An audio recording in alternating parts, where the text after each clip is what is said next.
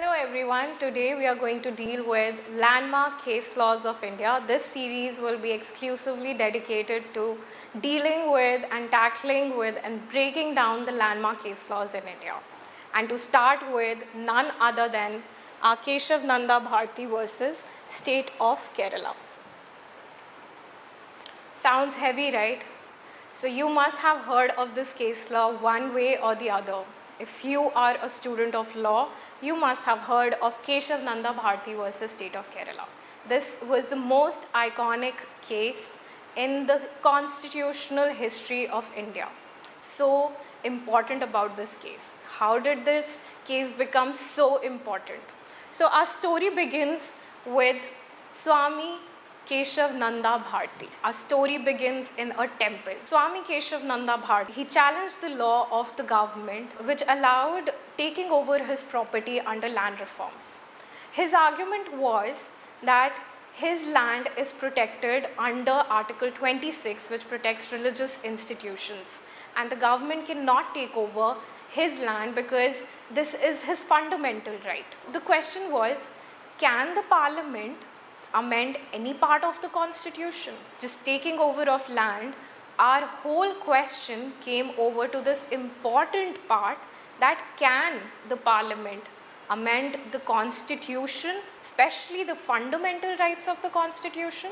Fundamental rights are the most important part of the constitution. Does the parliament have the power to change and amend the law that protects fundamental rights? So moving on, the catch was that when he came to the court with this argument, the catch was that the Parliament had already passed the 24th Constitutional Amendment, the 25th Constitutional Amendment and 29th Constitutional Amendment, which collectively provides the Parliament the power to change any part of the fundamental right, any part of the constitution, even the fundamental rights.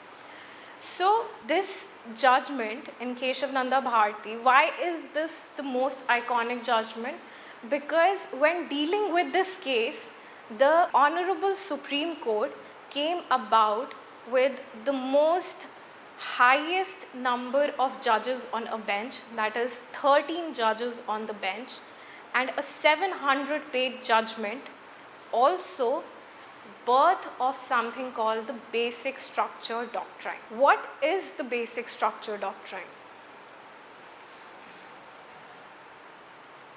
In its verdict, the 13-judge bench gave its verdict on the Basic Structure Doctrine. This Basic Structure Doctrine was formulated in this important judgment.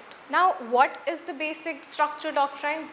The court did not give a very exhaustive list of what is included in the Basic Structure Doctrine, but the court said that the Parliament can amend the constitution, but it cannot change the basic structure of the constitution, that is, the soul of the constitution cannot be amended by the Parliament.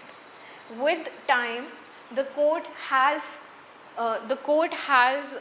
enumerated so many parts of the constitution that are part of the basic structure of the constitution.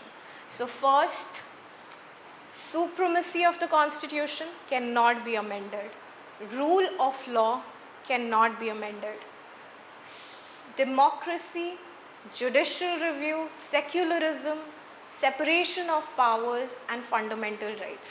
These are some of the features of the Basic Structure Doctrine that the Parliament cannot touch. Parliament cannot amend the basic structure of the doctrine. So this judgment, which came from just a property, a law that took over property under land reforms, converted itself into the most important question to be dealt with the Honorable Supreme Court.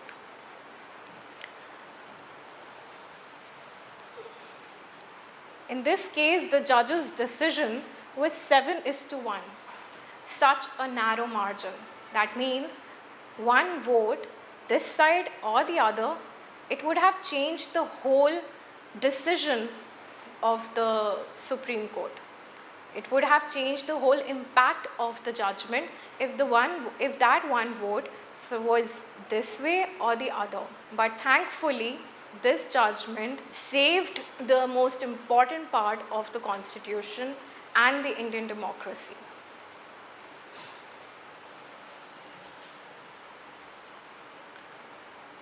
This case also had a follow-up impact, and in these later cases, the basic structure doctrine was followed.